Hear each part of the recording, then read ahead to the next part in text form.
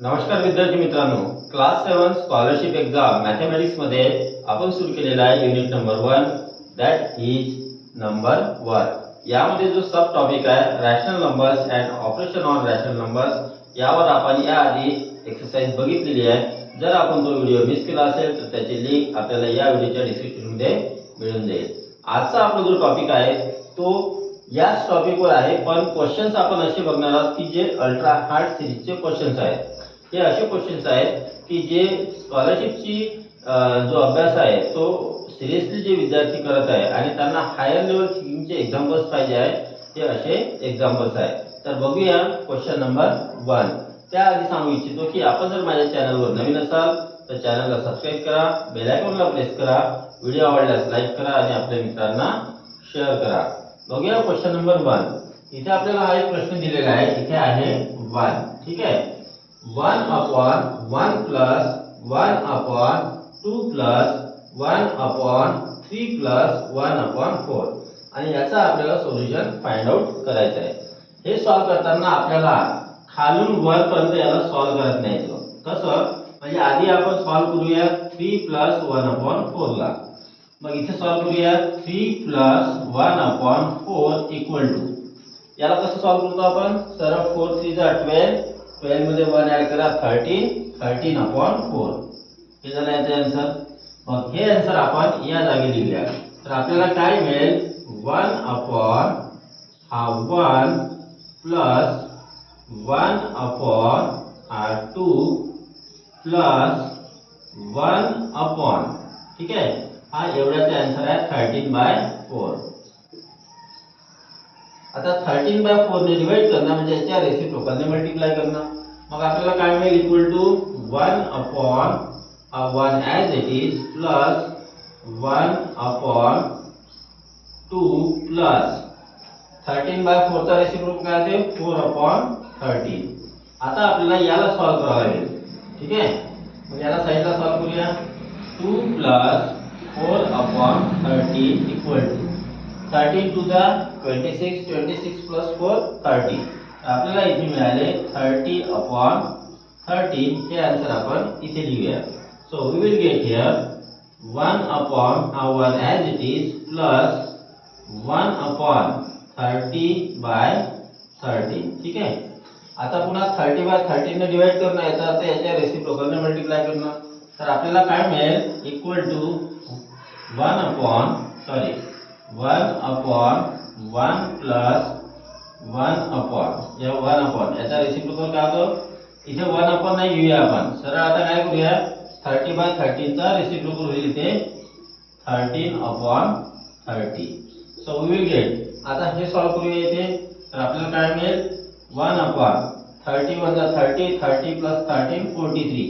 So we get here 43 upon 30। आता याच्या रेसिप्रोकलने मल्टिप्लाय करू, so we will get here 30 upon 43। याचा अर्थ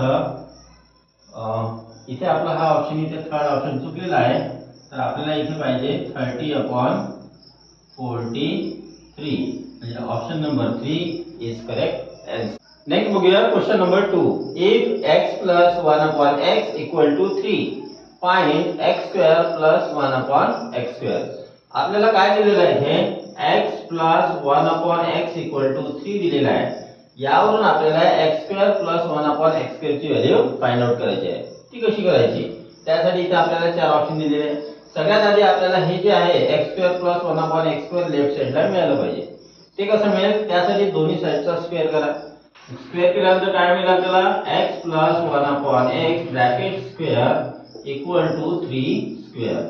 आता हे कसं झालं, a plus b bracket square, आपण आयडेंटिटी मध्ये शिकलेलो आहे a plus b bracket square equal to a square plus 2ab plus b square, ही आयडेंटिटी आपण शिकलेलो आहे। यामध्ये x ही झाली फर्स्ट टर्म, 1 upon x झाली सेकंड टर्म। इथे काय आहे, a आहे फर्स्ट टर्म, b आहे सेकंड टर्म। काय होते, फर्स्ट टर्मचा square plus 2 multiply first term into second term plus second टर्मचा स्क्वेअर।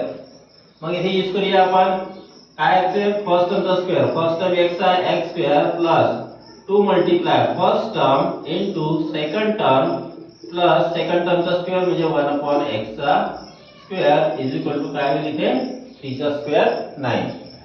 आता इथे बघा यामध्ये x आणि x कॅन्सल झालं. इथे काय राहिलं देअरफॉर x स्क्वेअर प्लस हे इथे जवळ घेऊया. हा 1 चा स्क्वेअर 1 x चा स्क्वेअर x स्क्वेअर म्हणजे 1 अपॉन x स्क्वेअर प्लस हा 2 is equal to 9.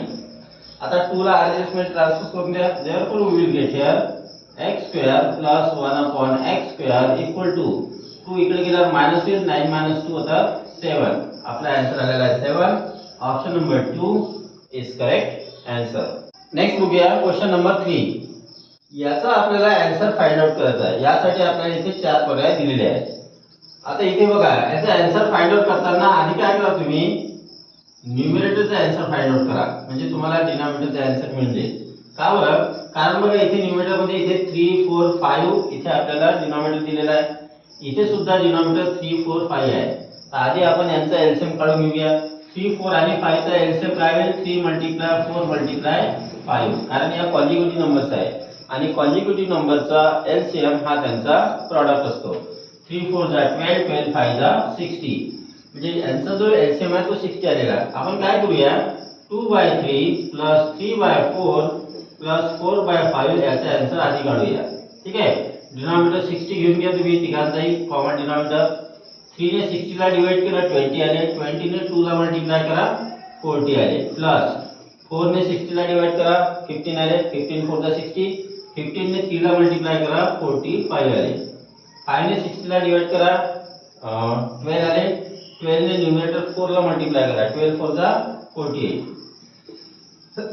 that is equal to आता याची ऍडिशन करा 8 plus 5 13 13 जा 3 carry 1 4 plus 4 8 plus 4 12 plus 1 30 133 upon इथे आले 60.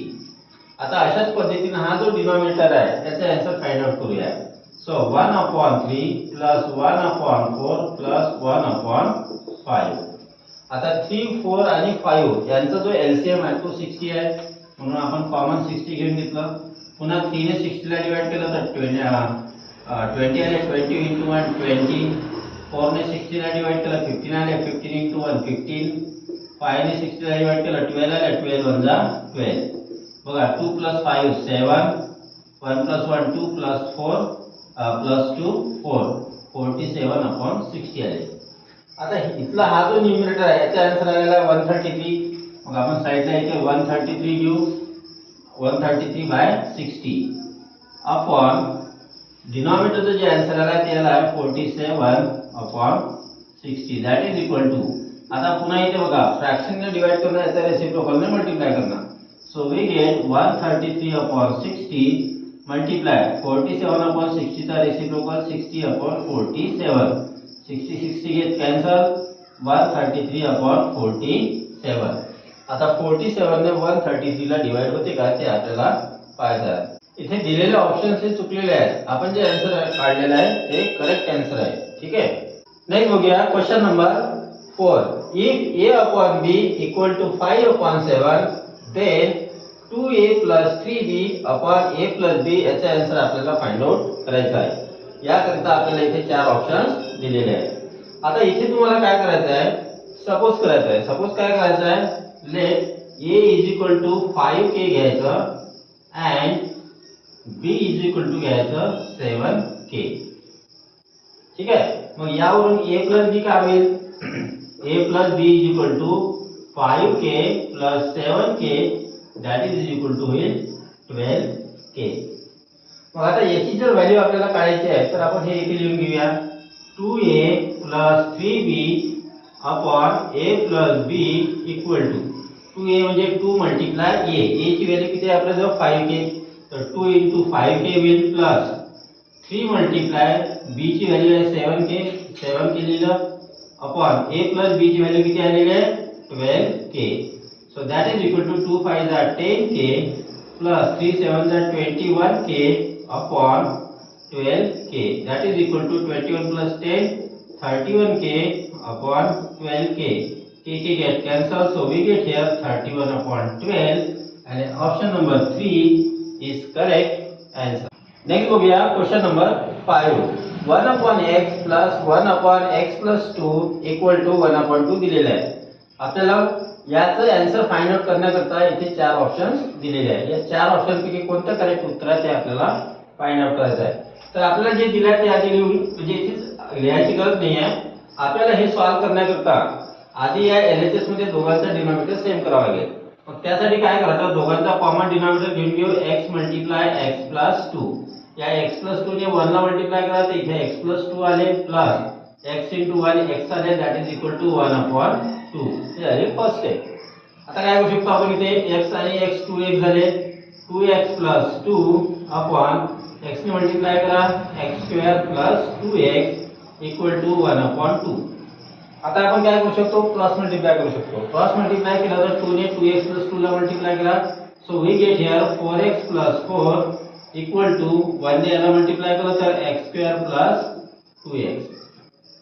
हे सर्व RHS मध्ये घेऊन जा. So we will get here x square plus 2x minus 4x minus 4 equal to 0.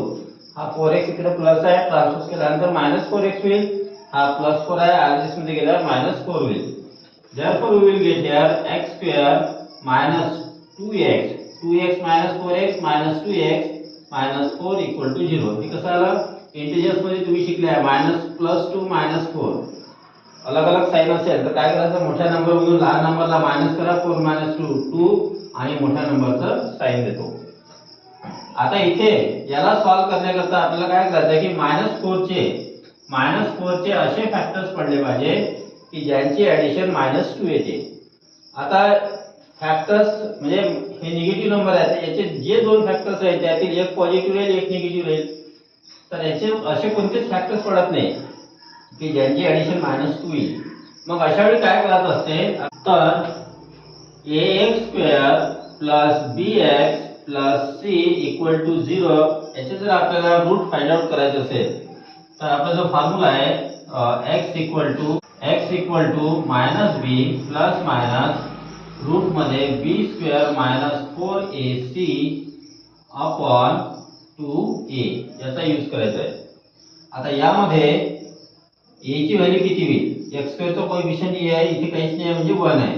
याचा अर्थ a ची व्हॅल्यू आपल्याकडे 1 आहे, b ची व्हॅल्यू -2 आहे, bx -2x म्हणजे b ची व्हॅल्यू झाली इथे -2 आणि शेवटी कॉन्स्टंट आहे c -4 म्हणजे c इक्वल टू आहे आपल्याकडे -4. व्हॅल्यू पुढे करूया. So we get here minus b ची व्हॅल्यू आहे -2 ब्रॅकेट मध्ये लिहू -2 प्लस मायनस रूट मध्ये b स्क्वेअर b ची व्हॅल्यू -2 आहे तर -2 चा स्क्वेअर -4 इंटू a ची व्हॅल्यू 1 इंटू c ची व्हॅल्यू आहे -4 upon 2a 2 into 1 that is equal to minus into minus plus झाला म्हणजे इथे आले 2 प्लस मायनस स्क्वेअर रूट मध्ये -2 चा square 4 minus into minus plus 4 1 जा 4 4 4 जा 16 जिथे आलं प्लस 16 अपॉन 2 that is equal to 2 plus minus square root मध्ये आलं इथे 20 अपॉन 2. अजूनही आपण याला सॉल्व करू शकत नाही आहे, पण 20 ला आपण स्प्लिट करू शकतो, एक परफेक्ट स्क्वेअर नंबर आणि एक दुसरी नंबर. ते कसं, that is equal to 2 plus minus square root मध्ये 4 मल्टिप्लाय 5 अपॉन 2. आपण काहीच बदल नाही केलेला, फक्त 20 ला 4 इंटू 5 लिहिलं. आता 4 चं स्क्वेअर रूट 2 येते. So we get here that is equal to 2 plus minus 4 चं स्क्वेअर रूट 2 आलेला आहे रूट मध्ये 5 अपॉन 2. आता इथून बघा 2 कॉमन निघते. So we get here 2 common काढलं ब्रॅकेट मध्ये 1 plus minus root 5 upon 2 2 2 get cancel. So we get here 1 plus minus root 5 म्हणजे याचा अर्थ x equal to 1 plus root 5 राहील और किंवा x equal to 1 minus root 5 राहील. ठीक आहे, पण हे दोन्ही ऑप्शन्स इथे ऑप्शन मध्ये दिलेले नाही आहे. होऊ शकते की इथे ऑप्शन्स लिहिण्यामध्ये म्हणजे देण्यामध्ये तिथे चूक झालेली आहे. ऑलराइट, नेक्स्ट बघूया क्वेश्चन नंबर 6. इथे या एक्सप्रेशनची आपल्याला व्हॅल्यू फाइंड आउट करायची आहे. हे एक्झाम्पल कशा पद्धतीने बघा, 1 अपॉन 2 into 3 plus 1 upon 3 into 4 plus 1 upon 4 into 5 plus 1 upon 5 into 6. हे एक्झाम्पल जर असंच वाढत गेलं तर काय होईल, plus 1 upon 6 into 7 plus 1 upon 7 into 8 plus 1 upon 8 into 9 and so on. अशा पद्धतीने ते वाढत राहील. अशा पद्धतीचा क्वेश्चनचा आन्सर फाइंड आउट करण्याकरता एक आपल्याला फॉर्म्युला यूज करायचा आहे. फॉर्म्युला काय करायचा आहे आपल्याला use 1 upon n into n plus 1 equal to 1 upon n minus 1 upon n plus 1 या फॉर्म्युल्याचा आपल्याला इथे यूज करायचा आहे.